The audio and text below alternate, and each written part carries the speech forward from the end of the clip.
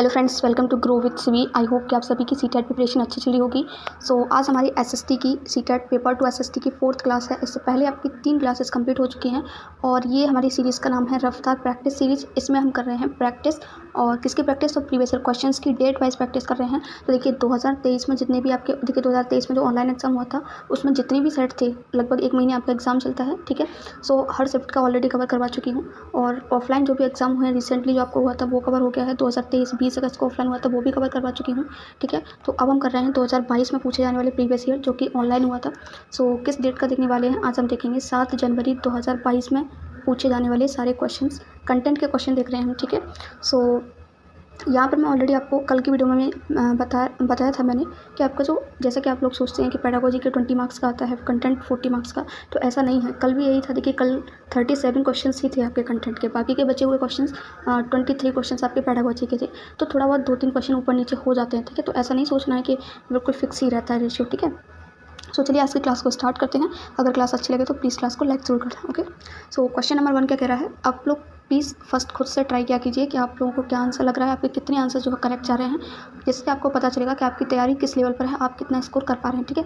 First question है, menu script Latin भाषा से प्राप्त हुआ है, जिसमें मेनू शब्द का क्या अर्थ है वो आपको बताना है। मनुष्य, हाथ, हस्त, लेख या फिर बुद्धि। तो करेक्ट आंसर ऑप्शन नंबर 2 है इसका, हाथ और हस्त। नेक्स्ट क्वेश्चन है, ABCD आपको 4 कथन दिए रखे हैं, मेहरौली दिल्ली स्थित लौह स्तंभ से संबंधित हैं, ठीक है। तो इसके बारे में जो है आपको सही विकल्प का यहाँ पर चयन करना है कि चारों ऑप्शन सही हैं। किसके बारे में? मेहरौली दिल्ली जो स्थित है लौह स्तंभ, उसके बारे में, या फिर 2 सही हैं 2 गलत हैं, ABD सही है C गलत है। तो इसके लिए हम पहले कथन पढ़ते हैं। कथन A क्या कह रहा है? यह लोहे से बना हुआ है, इसकी ऊंचाई 7.8 मीटर है, यह आज से करीब 1800 साल पहले बना था और इसका वजन 3 टन से ज़्यादा है। यहाँ पर देखिए इसका जो करेक्ट आंसर है वो ऑप्शन नंबर 2 हो जाएगा। इसमें A और D आपका सही है केवल इसके बारे में, बाकी B और C आपका यहाँ पर गलत है, ठीक है।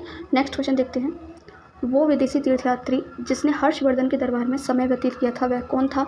फायान, श्वेन तशांग यानी कि हेन तशांग, आई चिंग या फिर सुंग यूं, ठीक है। तो इसका करेक्ट आंसर भी आपका ऑप्शन नंबर 2 हो जाएगा, हेन तशांग। नेक्स्ट क्वेश्चन, महापाषाण क्या चिन्हित करने के लिए खड़े किए गए थे? जमीन के आधिपत्य के लिए, उपलब्धियों को अंकित करने के लिए, परिवार में जन्म के लिए, कब्रगाहों यानी शमशानों के लिए, ठीक है। तो यहाँ पर करेक्ट आंसर ऑप्शन नंबर 4 हो जाएगा, शमशान के लिए।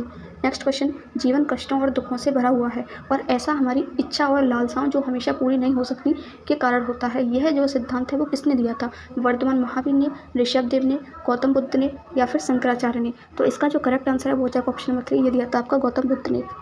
नेक्स्ट क्वेश्चन नंबर 6, संघ के संदर्भ में निम्न में से कौन सा कथन सही है? तो संघ के बारे में कौन सा सही है वो आपको बताना है। संघ में प्रवेश लेने वाले स्त्री पुरुष अपने घरों में रह सकते थे, उन्हें एक निश्चित समय में शहरों तथा गाँव में जाकर भिक्षा मांगनी होती थी। संघ में प्रवेश के लिए दासों को अपनी स्वामियों की अनुमति नहीं लेनी होती थी। संघ में प्रवेश के लिए एक स्त्री को अपने पति से अनुमति नहीं लेनी होती थी। यहाँ पर बताना है आपको कौन सा सही है। करेक्ट आंसर ऑप्शन नंबर 2 हो जाएगा, उन्हें एक निश्चित समय में शहरों और गाँव में जाकर भिक्षा मांगनी होती थी। नेक्स्ट क्वेश्चन है आपका झूम खेती के बारे में, आपको 2 कथन दे रखे हैं, आपको बताना है इनमें से कौन सा सही है। यहाँ पर पहला कथन है, झूम किसानों को बसाने का अंग्रेजों का प्रयास बहुत सफल था। दूसरा है कथन बी, पूर्वोत्तर भारत में झूम किसानों ने परंपरागत तरीकों पर जोर दिया। तो इसका जो करेक्ट आंसर है वो ऑप्शन नंबर 4 हो जाएगा। यहाँ पर आपका ए गलत है, लेकिन आपका स्टेटमेंट बी यहाँ पर बिल्कुल सही है। नेक्स्ट क्वेश्चन देख लेते हैं। ए और आर यानी कि रीजन और कथन है ये आपस में, ठीक है। ये आपका कथन है ए और ये आपका कारण है। कथन क्या है? रीड और मुनरों का तर्क था कि दक्षिण में बंदोबस्त सीधे किसानों के साथ ही करना चाहिए। कारण क्या है? रीड और मुनरों को लगता था कि उत्तर के विपरीत दक्षिण में परंपरागत जमींदार नहीं थे। तो आपको बताना है कि इनमें से कौन सा करेक्ट है, ठीक है। इसका करेक्ट आंसर ऑप्शन में 1 ही हो जाएगा। यहाँ पर आपका कारण और कथन दोनों सही हैं और ये इसकी सही व्याख्या भी कर रहा है। नेक्स्ट क्वेश्चन देखते हैं।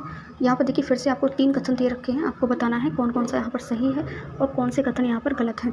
पहला है, भोपाल की बेगमों ने अलीगढ़ में लड़कियों के लिए प्राथमिक स्कूल खोला। दूसरा है, पंडिता रमाबाई ने स्त्री पुरुष तुलना नाम से एक बुक जो है प्रकाशित की। तीसरा है, बेगम रुकैया सखावत हुसैन ने पटना में मुस्लिम लड़कियों के लिए स्कूल खोला। तो करेक्ट आंसर इसका ऑप्शन नंबर 3 हो जाएगा। यहाँ पर केवल ए और सी ही सही है और कथन आपका बी जो है इसके बारे में गलत है, ठीक है। नेक्स्ट क्वेश्चन, निम्न में से कौन सा सती प्रथा के विपक्ष में तर्क आपको कौन सा है ये बताना है सती प्रथा के बारे में, ठीक है। पहला है, महिलाएं प्रकृति में विश्वास योग्य नहीं होती हैं। दूसरा है, यदि आप महिलाओं को शिक्षित नहीं करते हैं तब आप उन्हें कमतर कैसे मान सकते हैं। तीसरा, महिलाएं प्रकृति में कम समझदार होती हैं। और लास्ट है आपका, बहुत सी महिलाएं अपने पति की मृत्यु पर उनके साथ ही मरने की इच्छुक हो जाती हैं। तो यहाँ पर करेक्ट आंसर ऑप्शन नंबर 2 है। यदि आप महिलाओं को शिक्षित नेक्स्ट क्वेश्चन कथन और कारण वाला है। कथन क्या है? पूरी 19वीं शताब्दी में अधिकतर शिक्षित महिलाओं की पढ़ाई जो है घर पर ही हुई थी। कारण क्या है? 19वीं शताब्दी में अधिकतर लोग सोचते थे कि महिलाओं को सार्वजनिक स्थानों से दूर रहना चाहिए। तो दोनों ही चीज़ें यहाँ पर सही हैं, कथन भी और कारण भी, और ये इसकी सही व्याख्या भी कर रहा है। ठीक है, तो ऑप्शन नंबर ए ही आपका यहाँ करेक्ट हो जाएगा। दोनों सत्य हैं और आर ए की सही व्याख्या करता है। नेक्स्ट आपका क्वेश्चन है, निम्न में से किस घटना का असम राज्य के साथ अत्यंत महत्वपूर्ण संबंध था? मोपिला विद्रोह, ढक्कन उपद्रव, खिलाफत आंदोलन या फिर स्वदेशी आंदोलन? तो करेक्ट आंसर ऑप्शन नंबर 4 हो जाएगा। नेक्स्ट क्वेश्चन है, दादा भाई नौरोजी की पुस्तक poverty and un British rule in India क्या व्यापक विषय किसके बारे में है? ये आपको बताना है। पहला है ब्रिटिश भारत सरकार के अभिशासन और प्रशासन के बारे में, दूसरा है औपनिवेशिक काल में मुख्यतः बुनकरों को दिए जाने वाले भुगतान के बारे में, या फिर भारतीय उपमहाद्वीप में ब्रिटिश शासन के आर्थिक प्रभाव के बारे में। तो करेक्ट आंसर जो है आपका यहाँ पर ऑप्शन नंबर 3 ही हो जाएगा। ठीक है, नेक्स्ट क्वेश्चन, निम्न में से किस भाषा समूह के लिए गांधीवादी श्री पोट्टी श्री रामुलु ने अलग राज्य की मांग करते हुए अनशन किया जिस पर उनकी मृत्यु हो गई? तो वो किस भाषा समूह के लिए था? तमिल के लिए, कन्नड़ के लिए, तेलुगु के लिए या फिर मलयालम के लिए? तो करेक्ट आंसर आपका ऑप्शन नंबर 3 हो जाएगा, तेलुगु के लिए। नेक्स्ट क्वेश्चन देखते हैं यहाँ पर देखिए आपको सही मिलान करना है। यहाँ पर ये कुछ आपको इधर ऑप्शन दे रखे हैं, कुछ ऑप्शन आपको इधर दे रखे हैं। आपको यहाँ पर इनको एक दूसरे से मैच करना है, कौन सा करेक्ट होगा। ठीक है, यानी कि देखिए पृथ्वी का अपने अक्ष पर घूमना क्या कहलाता है? परिक्रमण, विषुव, घूर्णन या फिर प्रदीप्त वृत्ति, है ना। इस तरीके से जो है आपको यहाँ पर मैच करना है। सो आई होप कि इसके बारे में सबको पता होगा। देखिए पृथ्वी का अपने अक्ष पर घूमना क्या कहलाता है? घूर्णन। तो ए का तो थर्ड होने वाला है। ए का थर्ड जो है हमको या तो ऑप्शन नंबर 2 में दिख रहा है या ऑप्शन नंबर 4 में। तो 1 और 3 तो ऐसे ही एलिमिनेट होगा। ठीक है, मैचिंग्स पे हमेशा आपको इसी तरीके से करना है। ओके, नेक्स्ट, सूर्य के चारों ओर एक स्थिर कक्षा में पृथ्वी का घूमना, ये क्या होता है? तो ये देखिए इसका करेक्ट आंसर हो जाएगा 1, इसको हम कहते हैं परिक्रमण। तो बी का 1, देखिए बी का 1 2 में भी है, 4 में। नेक्स्ट चेक करते हैं, ग्लोब पर दिन व रात का विभाजन क्या कहलाता है? तो ये देखिए ग्लोब पर जो दिन रात का विभाजन होता है उसको हम कहते हैं प्रदीप्त वृत्त। ठीक है, तो सी का आपका जो है 4th है, और 4 में सी का सेकंड दे रखा है 4th ऑप्शन में, तो ये भी गलत हो गया। तो ऑप्शन नंबर 2 ही आपका यहाँ बिल्कुल करेक्ट हो जाएगा। नेक्स्ट क्वेश्चन देखिए आपको 3 कथन दे रखे हैं, आपको बताना है कौन सा यहाँ पर सही है। ठीक है, ए क्या है? कर्क रेखा और मकर रेखा के बीच के क्षेत्र को शीतोष्ण कटिबंध कहा जाता है। बी है ताप कटिबंधों का वर्गीकरण देशांतरों के आधार पर किया जाता है। सी है शीत कटिबंध में सूर्य की किरणें तिरछी पड़ती हैं तथा कम ताप देती हैं। तो यहाँ पर इसका जो करेक्ट आंसर है वो हो जाएगा ऑप्शन नंबर 3। यहाँ पर केवल सी कथन सही है, बाकी ए और बी यहाँ पर आपके। नेक्स्ट क्वेश्चन है, निम्न में से विषम ज्ञात की, यानी कि यहाँ पर ऑड आपको फाइंड करना है।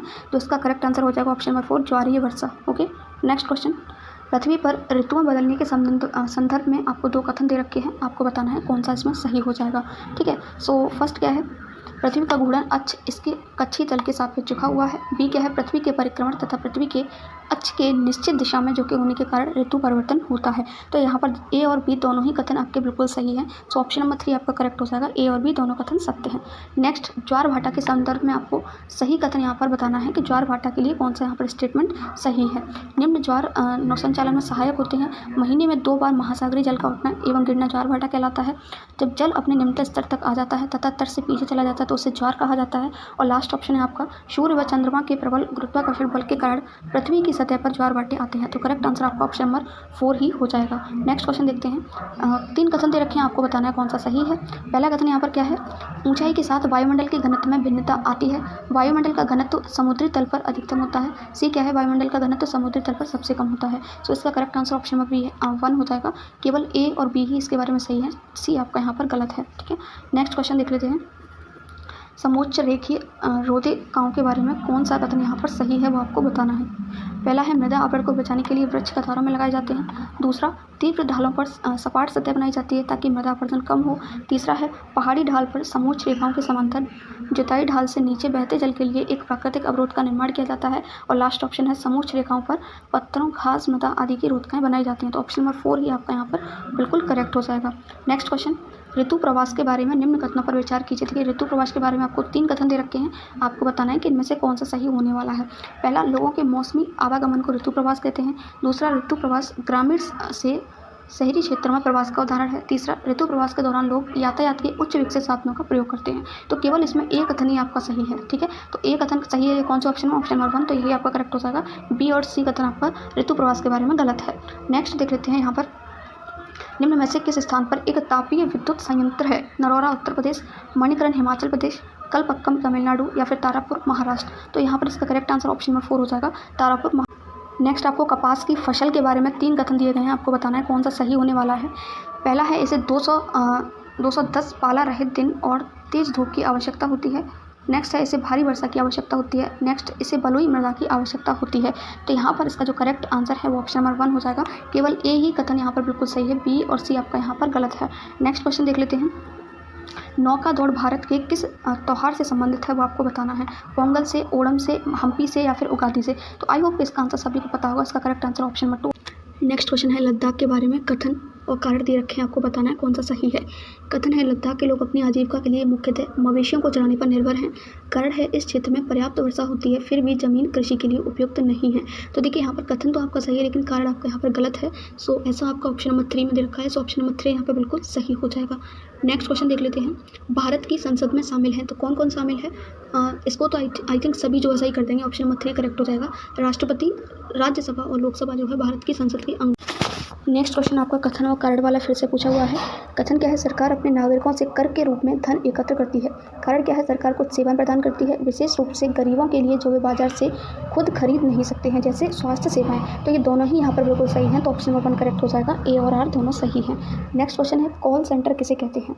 दूरभाष सेवा प्रदाताओं के प्रशासनिक कार्यालय को, उपभोक्ताओं के कॉल का जवाब देने वाले केंद्रीकृत कार्यालय को, या फिर पीसीओ का एक आधुनिक रूप है या बड़े पैमाने पर बनाए गए साइबर कैफे। तो करेक्ट आंसर इसका ऑप्शन नंबर 2 हो जाएगा। उपभोक्ताओं के कॉल का जवाब देने वाले केंद्रीकृत कार्यालय को। नेक्स्ट क्वेश्चन यहाँ पर आपको कथन दिए गए हैं तथा बाजार अर्थव्यवस्था में उनके सही क्रम का चयन कीजिए। तो यहाँ पर आपको 4 स्टेटमेंट दे रखे हैं, आपको उनको क्रम में लगाना है। ये ऐसे ही दिए गए हैं, ऑर्डर में लगाना है, ठीक है। सो यहाँ पर देखिए इसका जो करेक्ट आंसर हो जाएगा वो ऑप्शन नंबर 2 हो जाएगा। ए सी डी बी। सबसे पहले हम क्या करेंगे, जिनिंग मिलें रुई को साफ करती हैं तथा उनके गट्ठर बनाती हैं। उसके बाद क्या होता है, सूत काटने वाली मिलें रुई खरीदती हैं और सूत के व्यापारी को सूत बेचती हैं। उसके बाद सूत के व्यापारी बुनकरों को सूत देते हैं और लास्ट में बुनकर जो है कपड़ा तैयार कर लेते हैं। तो ये इसका पूरा सही क्रम हो गया है, A C D B. So option number 2 इसका यहाँ बिल्कुल करेक्ट हो जाएगा। नेक्स्ट क्वेश्चन, भारतीय जनसंघ के संस्थापक कौन थे। एमएस गोलवलकर, वीडी सावरकर, आचार्य कृपलानी या फिर श्यामा प्रसाद मुखर्जी। तो करेक्ट आंसर हो जाएगा ऑप्शन नंबर 4। इनको हम क्या। नेक्स्ट क्वेश्चन है रिक्त स्थान। फातिमा खेतिहर मजदूर दुर्घटनाग्रस्त हो गई। 8 राजकीय अस्पतालों ने उन्हें दाखिल करने से मना कर दिया। वह न्यायालय में अपने ब्लैंक किसके अधिकार हनन की दलील लेकर जा सकती है। तो इसका देखिए यहाँ पर आई होप सभी सही करेंगे इसको। इसका करेक्ट आंसर ऑप्शन नंबर 4 हो जाएगा, जीवन के अधिकार, ठीक है। नेक्स्ट क्वेश्चन देखते हैं। भारतीय संविधान की प्रस्तावना में कौन से मूल्य अंतर्निहित हैं वो आपको बताना है।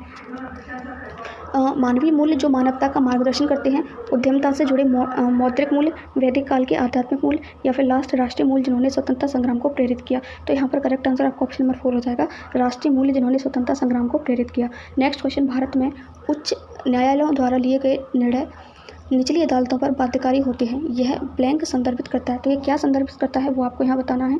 एकल और एकीकृत न्यायिक प्रणाली को, न्यायपालिका संविधान की व्याख्या के रूप में, मौलिक अधिकारों के संरक्षक को, या फिर खुले ट्रायल। तो करेक्ट आंसर ऑप्शन नंबर 1 है इसका, एकल और एकीकृत न्यायिक प्रणाली को। नेक्स्ट क्वेश्चन, दिल्ली जैसे शहरों में वायु प्रदूषण में सर्वोच्च न्यायालय के आदेश के परिणामस्वरूप काफ़ी कमी आई है, जो कहता है, क्या कहता है, सभी पुराने वाहनों को नए वाहनों से बदला जाना चाहिए, डीजल का उपयोग करने वाले सभी सार्वजनिक परिवहन वाहनों को सीएनजी पर स्विच किया जाना चाहिए, या फिर डीजल कारों की संख्या में भारी कमी की जानी चाहिए, या फिर सभी वाहनों को सड़क पर प्रदूषण नियमों और विनियमों का पालन करना चाहिए। तो करेक्ट आंसर इसका है ऑप्शन नंबर 2। नेक्स्ट और आज का हमारा लास्ट क्वेश्चन देख लेते हैं। क्या हुआ इस क्वेश्चन को, यस। सो कथन देखिए आपके यहाँ पर 2 क्वेश्चन दे रखे हैं। 2 कथन दे रखे हैं। आदिवासियों के धर्मों का आसपास के साम्राज्यों में प्रचलित प्रभुत्वशाली धर्मों पर भी असर पड़ता है। बी क्या है, उड़ीसा के जगन्नाथ पंथ और बंगाल और असम में शक्ति परंपराएं आदिवासी धर्मों के प्रभाव के उदाहरण हैं। तो यहाँ पर आपको बताना है ए बी दोनों सही हैं। ए सही है, बी गलत है, ए गलत है, बी सही है, या दोनों गलत हैं। तो करेक्ट आंसर ऑप्शन नंबर 1 हो जाएगा। ये दोनों ही कथन यहाँ पर बिल्कुल सही हैं। तो आई होप कि आपको क्लास अच्छी लगी होगी। Thank you so much for watching this video.